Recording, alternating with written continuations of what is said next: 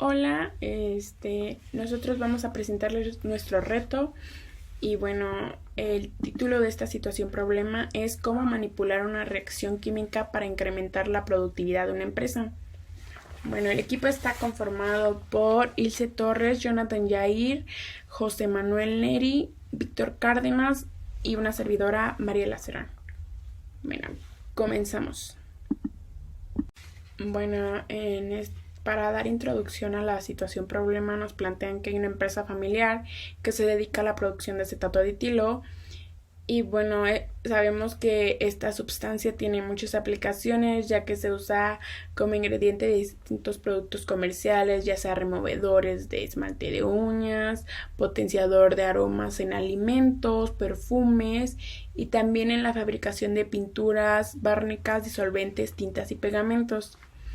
Para eso, el acetato de etilo ha sido propuesto como un sustituto de solventes tóxicos y poco amigables con el medio ambiente. Pues sabemos que es un solvente recomendable para la química verde. Por eso es que se ha convertido en un solvente preferido para procesos químicos desde el punto de vista ambiental, ya que ha permitido ser parte de la elaboración de productos de la vida cotidiana, tales como descafeinados, ya que se usa para el proceso de eliminación de cafeína del café y hace que contamine menos o que tenga un impacto ambiental muy ligero, ya que va de la mano con la química verde. Bueno, ¿cómo se produce el acetato de etilo? Hay una reacción que se lleva a cabo para tener esta sustancia es la siguiente, que como reactivos tenemos al etanol y ácido acético y como productos nos daría el acetato de etilo con el agua. En cuanto a las propiedades físicas y químicas importantes del acetato de etilo, tenemos que su peso molecular es de 88.11 gramos sobre mol, tiene una densidad de 900 kilogramos por metro y un punto de ebullición de 77 grados Celsius, así como un punto de fusión de menos 83 grados Celsius. También sabemos que es estable a temperatura ambiente y en recipiente cerrado y en condiciones normales y que no produce polimerización. Ok, continuando con el principio de Le Chatelier, dice que si en una reacción química en equilibrio se presenta una perturbación externa, el sistema se ajustará de tal manera que se cancele parcialmente dicha perturbación en la medida de que el sistema alcance nuevamente ese equilibrio que perdió. Pues, ¿qué quiere decir? O sea, quiere decir que si aumenta la temperatura, el equilibrio se va a mover de tal forma que favorezca, o sea, que siga cumpliendo a pesar de haber sido perturbado. La primera pregunta nos plantea si podemos aumentar la producción del acetato etilo eliminando el agua, que es un producto. Por lo tanto, primero tenemos que saber qué efectos tiene en el equilibrio de una reacción el cambio de concentración de los productos en específico porque estamos quitando el agua. Entonces, en principio se nos dice que si se disminuye la concentración de productos, el equilibrio va a favorecer la formación de productos y va a disminuir la de los reactivos. Entonces, lo que vamos a tener es que el acetato de etilo se va a producir de manera inmediata o muy rápido y en mayor cantidad. En la pregunta 2 se nos está planteando si existe alguna otra forma de favorecer o afectar la cantidad que se produce de acetato de etilo. En este caso entonces tendremos que ver cómo modificando el volumen o la temperatura podríamos favorecer a los productos. En el caso del volumen, lo que tenemos que saber es que al modificar el volumen lo que está pasando es que aumenta o disminuye la presión, pero como se trabaja con la presión, esto solo es aplicable en gases Y lo primero que tenemos que analizar es que en nuestra reacción se está trabajando con reactivos en estado líquido. Entonces, cambiar el volumen del recipiente donde se produce la reacción no podría interferir para favorecer o no a los productos. En otro caso, para favorecer la producción modificando la temperatura, tendríamos dos opciones, ya sea que la reacción sea endotérmica o exotérmica. En el primer caso, tendríamos que aumentar la temperatura para favorecer a los productos y en el segundo caso tendríamos que disminuir la temperatura para poder favorecer a los productos y que se forme más acetato de etilo.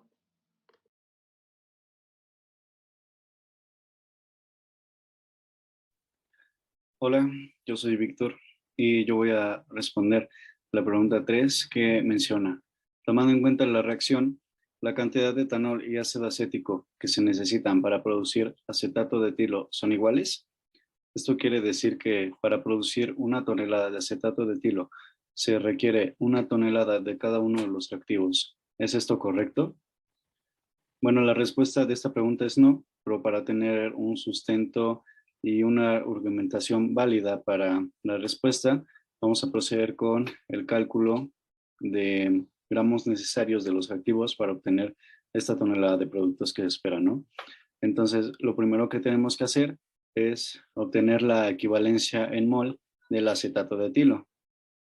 Primero planteamos nuestros 100.000 gramos que equivalen a 1 tonelada de acetato de etilo y lo relacionamos con la masa atómica de este mismo producto, que serían 71.1054 gramos sobre mol, a lo que obtenemos 13.868.59 mol de acetato de etilo.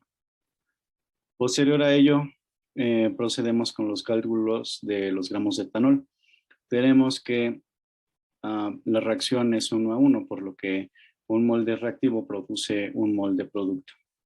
Entonces, tomando en cuenta el dato anterior, tenemos que 13.868.59 mol de acetato de etilo.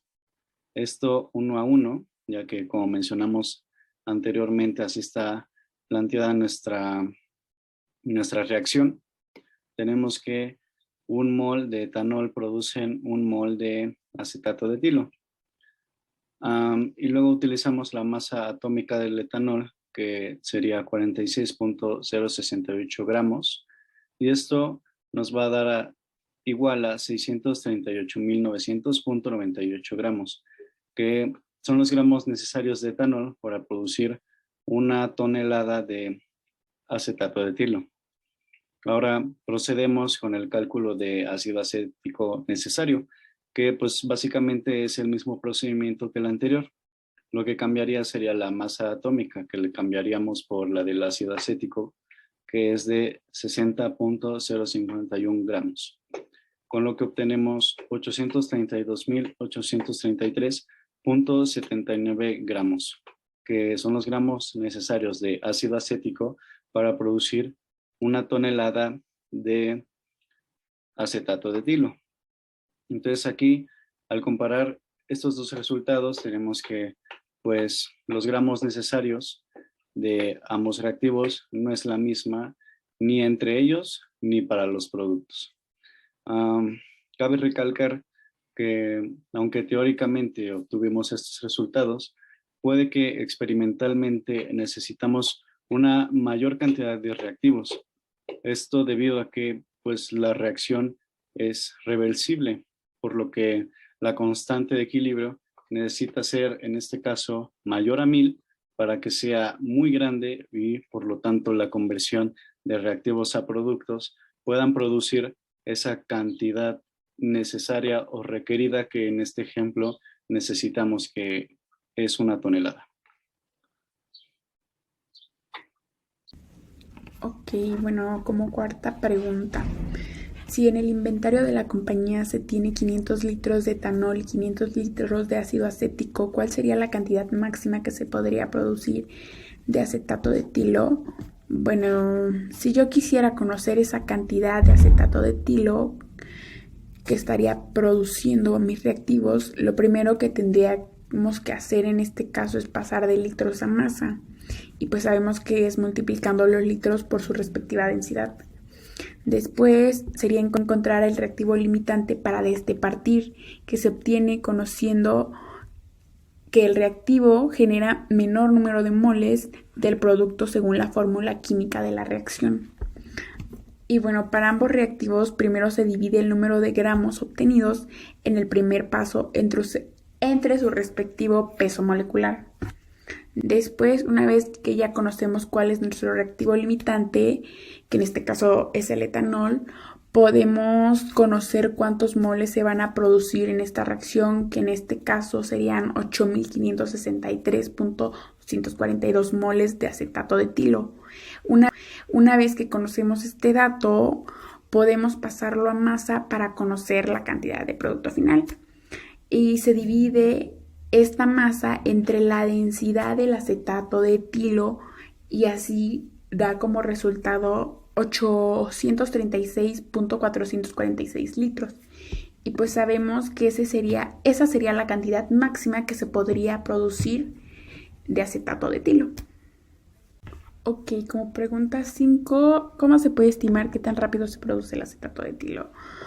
Ok, pues puede ser mediante la cinética química de la reacción, pero para eso se necesitan datos experimentales. Entonces, pues para la concentración molar y las órdenes parciales es necesario generar muestras experimentales para que podamos identificar cuáles son las órdenes parciales de cada reactivo, pues en este caso del reactivo del acetato y del agua, para así determinar la rapidez en la que se genera. Pero esto no se puede lograr si no hay como alguna prueba experimental o algún dato experimental.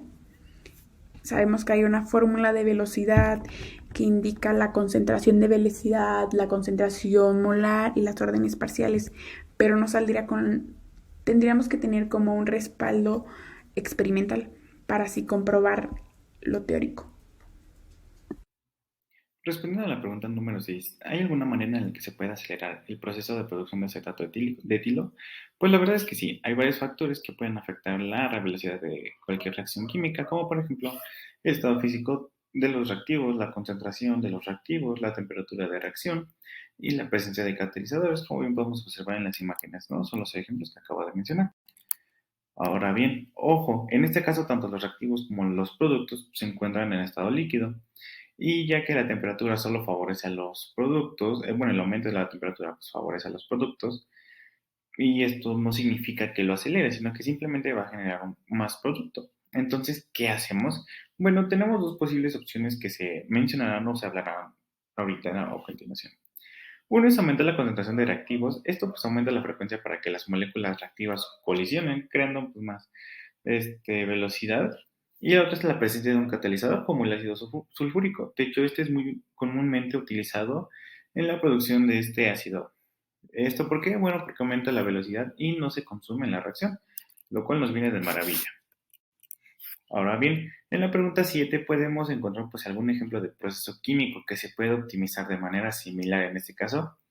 La respuesta sería que sí, y sí se puede encontrar. No, simplemente, pues no se puede definir uno, ya que hoy en día, al menos los catalizadores pues, se encuentran involucrados en la producción de más del 80% de todos los productos manufacturados. Además, pues el 90% de todos los procesos químicos industriales producidos en el mundo pues utilizan estos catalizadores dentro del proceso de fabricación. Y no solo esto, también lo podemos encontrar en nuestros cuerpos. Bueno, aquí pues un ejemplo de la catálisis, pues pueden haber las homogéneas, la enzimática y las heterogéneas. Pues, básicamente aquí los ejemplos que nos dan de cada una son, por ejemplo, la fabricación de ácido acético en la homogénea. En la enzimática, el síntesis de fructosa, la cual la podemos hacer en nuestro cuerpo. Y por último, en la heterogénea, aquí tenemos la hidrosulfuración de corrientes petrolíferas. Y bueno, esto sería todo.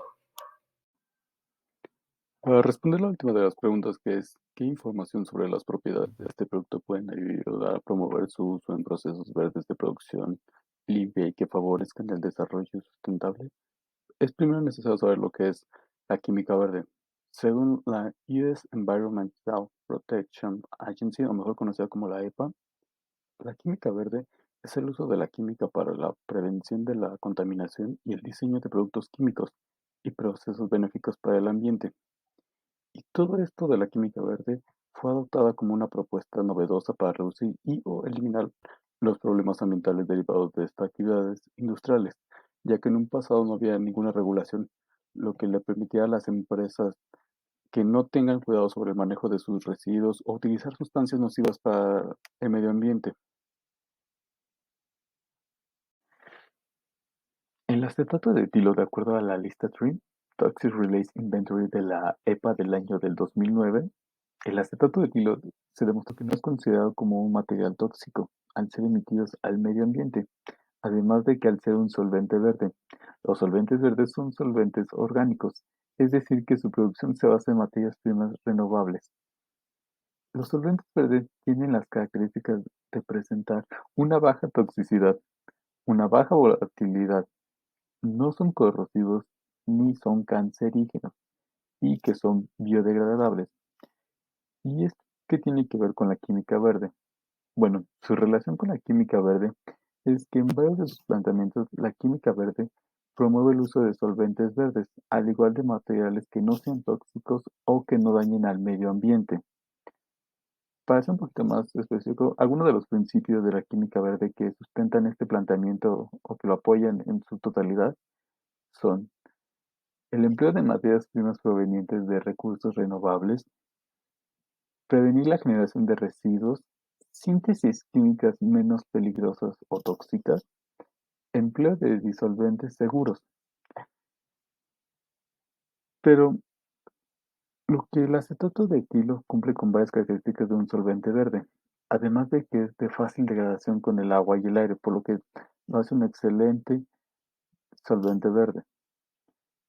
Por lo que se puede llegar a concluir que el acetato de etilo, además de ser un solvente altamente usado en diversas situaciones en la industria, como son solventes de pintura, creación de adhesivos derivados de la celulosa, esencias artificiales de fruta, incluso solventes para compuestos explosivos y en la fabricación de perfumes. Su uso del acetato de etilo, al igual que sustancias de solventes verdes, promueve la química verde, por lo que se disminuye la contaminación de los procesos industriales generados por el ser humano, por lo que se tiene que llegar a promover más el uso de solventes verdes para que así nuestro impacto en la tierra sea menos.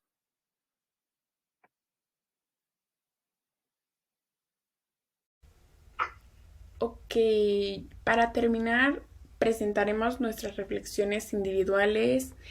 No las leeremos como tal para no hacer tan largo el video, tan extenso, pero solo serán mostradas. Gracias por la atención.